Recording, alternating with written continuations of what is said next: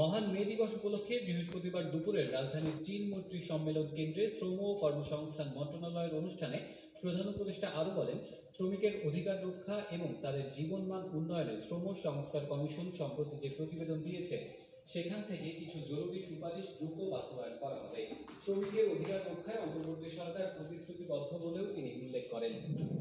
যুক্তরাজ্যে চিকিৎসাধীন BNP chairperson Khaleda Zia আগামী 5 মে সোমবার দেশে ফিরতে পারেন, তবে বিষয়টি নির্ভর করছে এয়ার অ্যাম্বুলেন্স পাওয়ার উপর। এখন পর্যন্ত এয়ার অ্যাম্বুলেন্স নিশ্চিত হয়নি বলে জানা গেছে। বৃহস্পতিবার একটি জাতীয় দৈনিকের খবরে বলা হয়, খালেদা জিয়ার একান্ত সচিব ABM আব্দুস সাত্তার জানিয়েছেন 4 ও 5 মে বেগম জিয়া দেশে ফিরবেন, এমন পরিকল্পনা নিয়ে তারা এগোচ্ছেন। তাকে এয়ার অ্যাম্বুলেন্সে ঢাকায় আনার জন্য এরই মধ্যে পররাষ্ট্র মন্ত্রণালয়ে চিঠি দেওয়া হয়েছে। তবে শেষ পর্যন্ত এয়ার অ্যাম্বুলেন্স পাওয়া না গেলে সাবেক এই প্রধানমন্ত্রীকে বিমানের বিজনেস ক্লাসে দেশে আনা হতে পারে। বিএনপির ভারপ্রাপ্ত চেয়ারম্যান তারেক রহমান বলেছেন, বিদেশিদের স্বার্থ নয়, অন্তর্বর্তী সরকারকে সবার আগে দেশের জনগণের স্বার্থ নিশ্চিত করতে হবে।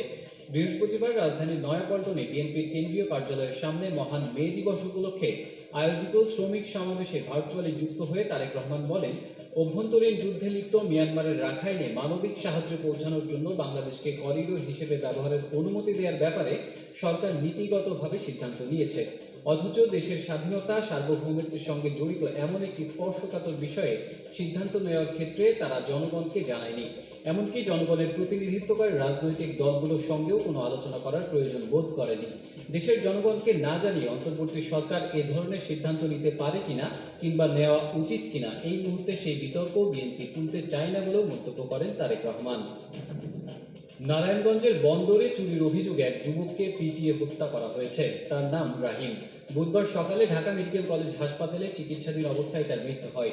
পুলিশ বলছে, বারোপাড়া গ্রামে এক প্রবাসীর বাড়িতে চুরি করতে যাওয়ার অভিযোগে মঙ্গলবার রাত 2টার দিকে স্থানীয়রা ওই যুবককে মারধর করে।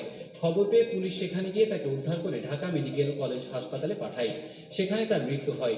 এদিকে ফেনীর সোনাগাজী উপজেলায় আব্দুল মতিন নামে এক দোকানিকে পিটিয়ে হত্যার অভিযোগ উঠেছে। এই হত্যার পেছনেও রয়েছে দোকানের মালামাল চুরি। ঘটনায় জড়িত সন্দেহে দুজনকে আটক করেছে পুলিশ।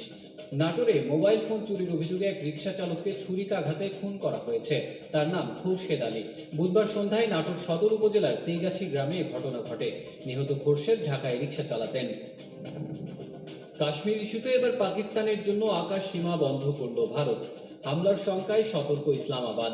এরকম পরিস্থিতিতে পাকিস্তানের প্রধানমন্ত্রী শাহবাজ শরীফ এবং ভারতের পররাষ্ট্রমন্ত্রী এস জয়শঙ্করকে ফোন করেছেন যুক্তরাষ্ট্রের পররাষ্ট্রমন্ত্রী মার্কো রুবিও। এ সময় তিনি হামলার ঘটনা নিয়ে ভারত ও পাকিস্তানের মধ্যে সৃষ্ট উত্তেজনা কমানোর উপর গুরুত্ব আরোপ করেন। যুক্তরাষ্ট্রের পররাষ্ট্র দপ্তরের মুখপাত্র ট্যামি ব্রুস এক বিবৃতিতে বলেন, শাহবাজ শরীফের সঙ্গে ফোন কলে পেহেলগাম হামলার নিন্দা জানানোর প্রয়োজনীয়তা নিয়ে কথা বলেন রুবিও। একই সঙ্গে অযৌক্তিক এই হামলার তদন্তে পাকিস্তানি কর্মকর্তাদের সহযোগিতার আহ্বান জানান। এদিকে ভারতের পররাষ্ট্রমন্ত্রীকে করা আলাদা একটি ফোন কলে পাকিস্তানের বিরুদ্ধে প্রতিশোধ নেওয়ার হুমকির বিষয়ে সতর্কতা অবলম্বনের আহ্বান জানান মার্কিন পররাষ্ট্রমন্ত্রী।